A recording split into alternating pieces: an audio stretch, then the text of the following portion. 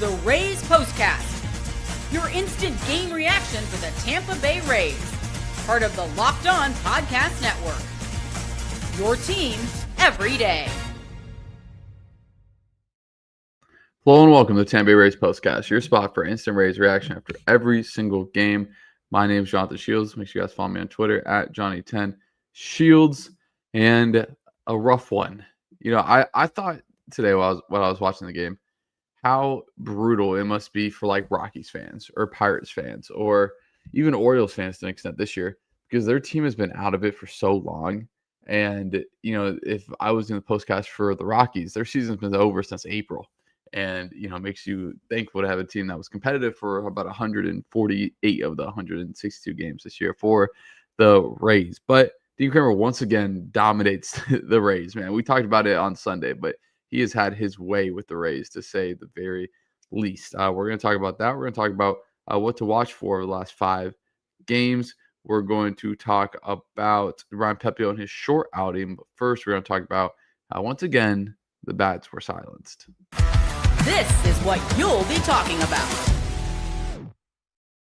The uninspiring thing about this performance is it was pretty much a beatdown from the jump. First, there was an hour weather delay, and then the Rays get up there and only get 2 hits, only get 4 base runners, and that includes the walk by Tristan Gray, who was the last batter. That was the only walk of the game that the Rays drew. And on the other side, you know, the Orioles drew 3 walks and had 7 hits, and really were in control from the bottom of the first on. And I tell you what, the Orioles are a team, if they can get some starting pitching, that could really have a nice bounce back next year. I mean, Pistachios was going to be the favorite to win the Rookie of the Year. Cowser and Mayo have looked better the second half of the year.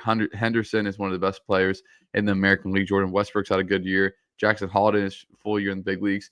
I feel like this was a time for the Rays to take advantage of a down Baltimore season, and they didn't. You know, I don't think Baltimore is going to finish last in the division next year. I think the AL East is just going to be just as good next year. Right, the Blue Jays are going to have the same team, and they've shown that they were basically last year, and all of a sudden now they're in first place, and they've already clinched the playoff spot. And you know, the Yankees are always good, and we'll see what the Red Sox end up doing in the offseason with Bregman and whatnot. But you got to think just with their young core alone that they'll be pretty good. So you know, the Rays are going to have to get better and get better fast next year in order to, you know, have a real shot to make the playoffs. But I mean, Dean Kremer, 6 1/3, 1 hit, 4 strikeouts, no walks. I mean, just dominant once again. In his 3 starts against the Rays, this was the first time he didn't go over 7 innings. In his 3 starts, he only allowed 1 run over 20 1/3 innings with, I'm bad at math, 7 hits. That is pretty dominant by Dean Kremer against the Rays this season. And yeah, it was a whole lot of nothing. You know, it's bad when the Rays are pulling Brandon Lowe, Junior Caminero during their plate appearances down by 6 in the 9th inning. So never really great to see that. But let's get to our turning point, because it happened early in this one.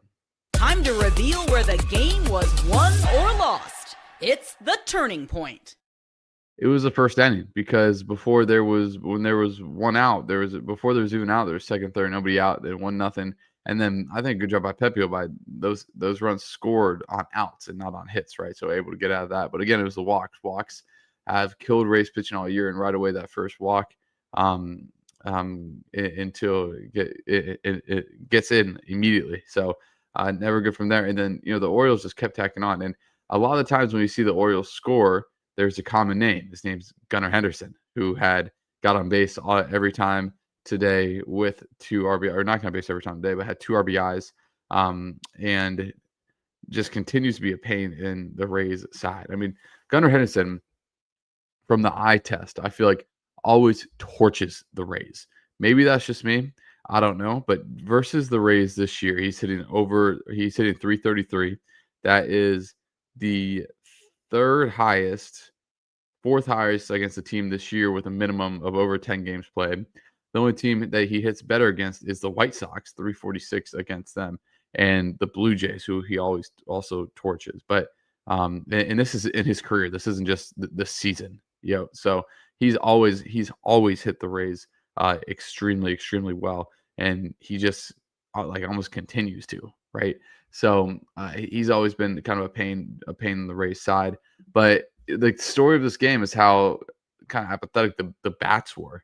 Chandler Simpson got a single in the fourth. That was when it hit that Kremer allowed. And then Josh Lowe had a bunt single or an infield single. So there's only one hit for the Rays that reached the outfield. And, it was just an uninspiring performance by the Rays. And, it's tough to go out and play meaningful baseball when your season's basically over. You're just playing for because there's 5 more games left on the schedule. And that's why I said earlier, the Rockies this year are 43 and 111. They obviously played the Rays the first the first series of the season, were never above 500 this year. In fact, they were only 500 one time after they beat the Rays on the second day of the season. By the time it was mid-April, they were 3-17. Just to kind of put in perspective, their season was over 3 weeks into the season. So the Rays are kind of dealing with what Rockies players have been dealing with 6 months at this point. But, for guys like Tristan Gray, for guys like, even though I think Nick Fortes is going to be the roster next year, for guys like Nick Fortes, for guys like Carson Williams, for guys like Bob Seymour, this is their audition. And it's not great like Carson Williams is hitting 167. And yes, the pop is there. And yes, the glove is there. But he's hitting 167 and striking out almost 50% of the time. It's not good enough. Bob Seymour hitting 197. I didn't have any strikeouts today, obviously. But again, has continued kind of with Carson with that strikeout problem. He had 3 strikeouts in his last start against Boston. But, we saw what he did in the minors. We know what he can do. But this is what this last little stretch is for, because the Rays know what their problems are, I think, going forward. And obviously, the new the new ownership group is beneficial. So that's cool. And, we'll talk about Stuart Sternberg a little bit after. But, and also short start for Pepiot. They're really watching his innings. But, he made 31 starts, man. I'm going to keep saying this. The Rays starting rotation, they got lucky. It's not going to be like this next year. There's going to be a Rays starter, fingers crossed it's not Shane McClanahan, that's going to go down during the year. The fact the Rays, from who started opening day, not Shane McClanahan, didn't have any injuries is pretty incredible when you think about it. So, no surprise that he only ended up going 3 innings there. But we'll talk about what to watch for the last 3 games or the last 5 games. And I already see some interesting questions in the comments that we're going to answer right after this. This episode is brought to you by Nutrafol. You've probably seen a million ads for hair growth products and thought, sure, that actually works. There are so many products out there, it's hard to know which ones are actually going to do anything. That's why you should give Nutrafol a closer look. Nutrafol is the #1 ranked dermatologist recommended hair growth supplement brand, trusted by over 1.5 million people. And it's not just hype. This is a supplement clinically tested that targets the root cause of thinning and shedding with a proactive approach. And it's easy. 4 peels with a meal. No prescription needed. See thicker and stronger hair with less shedding in just 3 to 6 months with Nutrafol. For a limited time, Nutrafol is offering Locked On MLB listeners $10 off your first month subscription and free shipping when you go to Nutrafol.com and enter the promo code Locked On MLB. That's Nutrafol.com, promo code Locked On MLB. And this episode is also brought to you by FanDuel. The NFL season's here. FanDuel is making sure you're ready for a kickoff with a can't miss offer. Right now, new customers get just $5, and if your bet wins, you get $300 in bonus bets to use across the app. And it's quick and easy. It's the best way to watch on Sundays. And with the Bucks being good right now, and there's a lot of Bucks fans watching, it's the best way to cash in with the Bucks. So, are you ready to play? Download the FanDuel app now by visiting FanDuel.com to get started. That's FanDuel.com to place your first $5 bet. And if you guys are in the live, please leave a like and comment. Or if you're watching the replay, only 5 more of these after, which is just crazy to think about. What a ride that it has been. I remember we started this, one of our first postcasts was on Easter. This seems like decades ago. But let's talk about what to watch for the last 5 games. And there's really one thing. Can Junior catch Carlos Pena in the next 5 games? I sure hope he does. He's going to be in the lineup every day to try to catch him. So that's what I'm going to be looking for. And how those young guys play. How Carson Williams, Bob Seymour, Morel, Gray, even Josh Lowe finishes the season. It's all going to be really important into the evaluating process of next year. Now, it's been pretty big news that the ownership deal finalized over the last few days. So I want to know what you guys kind of think of that, because as there should be, there's been a lot of love going to Stuart Sternberg's way. And I want you guys to remember, a lot of you guys were live. I was very little when this happened. I was in kindergarten, actually, when he bought the Rays and completely rebranded them. The Rays were a joke of a franchise before Stu Sternberg got here. And he completely turned them around, made them relevant, and they made the playoffs. I mean, off the top of my head, 2008, 2010, 2012, 2013, in 2020. And then obviously through that run, I mean, he made the playoffs 8-9 times during his tenure here, when the Rays have never made the playoffs before he got here. So, yeah, like now, and I think all of that is going to end up being tarnished because what he did with the stadium. And it's unfortunate. It's really unfortunate they couldn't get it done. And it's going to be tarnished with him not spending money in free agency. Those are kind of the two things that I think Rays fans will remember, when he should be remembered for a lot more in the contributions that he brought to the franchise, because they were nothing before he got here. He brought in he brought in all these crazy front office guys that eventually got jobs with the Dodgers and the Marlins, and are obviously still here running the franchise now. Joe Madden and Kevin Cash were here because of him, right? He brought him in here. So a lot of stuff to still commend him for. But let's look ahead quickly to the game tomorrow, as the Rays will look to even up this series at 6:45. First pitch is going to be Shane Wallace versus Tyler Wells. Wells is a pitcher that's been around for a little bit with Baltimore. He missed a majority of 2024 and 25. And his last 3 starts, he's only allowed 4 earned runs. So he's been pretty good. And this will be the last start of Shane Baz this season. So the Rays would love to see him go out on a high note on what's been a up and down season, to say the least, for Shane Baz. I'm looking for that ERA to end up under 5 for Shane Baz, hopefully. So, yeah, we won't see Ryan Pepiot until 2026, and this is the last time we'll see Shane Baz. 10-12 with a 4.99 ERA in his first full season with the majors. So, fingers crossed that ERA stays below 5 and he starts to build on something for next year. But let's get to your guys' comments as we go to Gary. He says, not a whole lot to say about this one. To finish exactly at 500, the Rays will have to win their remaining 5 games. Probably not going to happen. As Gary also says, thoughts about the MLB decision to utilize the ABS system 2026. I love it. Honestly, I do.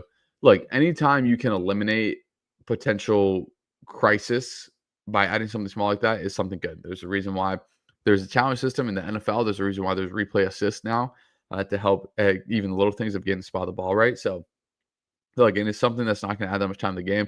The batter taps their helmet, and if they think the ball is straight, each team gets 2 per game. If you win the challenge, you get to keep the challenge. Only pitchers, catchers, and the batter at the plate can use it. No help from the dugout, unlike the challenge system. So anything to help get stuff right, I'm kind of all for it. So go to Eric B Sports Daily. He says the only thing that left us to avoid last place, we're tied for it if they sweep us. Yeah, I would love to avoid last place. I've thought about that before. So I doubt the Rays will get swept. I think they'll win one of these next 2 games. So go to Gary's instead, which is the biggest story in sports right now. What was a 15-game division lead for the Detroit Strikeouts has now completely vanished. And with a Cleveland victory this evening over Taylor Skubal and the Detroit Guardians own the tiebreaker. Incredible. Absolutely incredible. We may never see something like this ever again, what the Guardians have done. I mean, they've won like 15 of the last 17 games. It's like what the Rays did when Longo hit the 162 landing, right? And they did it against Taylor Skubal. And now they have the same record, but like you said, Cleveland owns the tiebreaker. And these are playoff games, and Cleveland's treated them like such. And when you look at the Tigers lineup, there's no one in there that scares you, if I'm being completely honest with you. And the fact that they got the win against Skubal is incredible, man. I mean, the Tigers might miss the playoffs. And if they do miss the playoffs, it is going to be a tough sell for that organization. Now, they got 2 games left. And then 3 against Texas, so it's not going to be easy for Cleveland. But man, I mean, that is what a story to say the least. Let's go to Douglas Batiste. He says, "Props to you for continuing these postcast chats. So end of the season, thanks for being here. We'll watch until the end. I love doing them. Once these became a burden, I wouldn't do them, if that makes sense. Now, Locked On is an amazing company to work for. Obviously, Locked On Rays, the host over there, the main hosts have been fantastic as well, but." This has been awesome, and this is stuff that people dream about doing, and I get to cover the team every single day. So it's been a blast. I appreciate you guys being in here every single day, and it's tough to show up and watch these when the Rays suck, to be completely honest with you, and have been mediocre over the entire second half of the season, and know that they're not going to make the playoffs. So it's pretty credit for you guys to keep on watching these. Let's go to Gary again. This is a good question. He says, the Rays catcher situation is still a question mark. Do they run it back with Fortes and Fiducia? try and sign or acquire a catcher and or is Dominic Keegan the pitcher. So I think Fortes is going to be here. Fiducia is interesting because he's gotten some real run, with the Rays this year, obviously. And it was his first time in the big leagues, and he's hitting a $160. He has trouble getting to the fastball. He strikes out a little bit too much for my liking, but he hit 114 last month, he's hitting 270 this month. So you see the improvement, right? And again, this is his first extended time in the big leagues. So, I think he's only going to get better. But with that being said, look, for the Rays to be serious, can Fiducia be your second catcher? Yeah, but Nick Fortes long term is also probably a second catcher. So I don't think the Rays franchise catcher is on the roster, even in the franchise or even in the organization right now, even with Dominic Keegan. So it's going to be interesting what the Rays do. They added Danny Jansen. He was here for 5 seconds and then took off to Milwaukee, where he barely plays because of, obviously they have Contreras over there. So I'm actually going to look at how many games that Dan Jansen has played for the Brewers. It's 21 games. He only has 57 at-bats, and he has 1 home run. So, yeah, the Rays got what they could for him. And, look, Dan Jansen is a fantastic number 2. See, if he's your number 2, you're doing something right. And, he is the number 2 for the Brewers. Only playing 21 games, since being traded. He played 73 with the Rays, and he was a good player. He had almost a 2 WAR for the Rays because he was very good behind the plate. But for example, he played every single game in the St. Louis series. But outside of that, he plays twice a week. So we'll see what the Rays end up doing with that catcher position. But we're gonna get out of here on that. I appreciate you guys continuing to join. Rays lose 6-0. So hope they bounce back tomorrow, avoid getting in last place. So I appreciate once again everyone for watching. Please leave a like, comment, subscribe, and I will see you guys tomorrow night.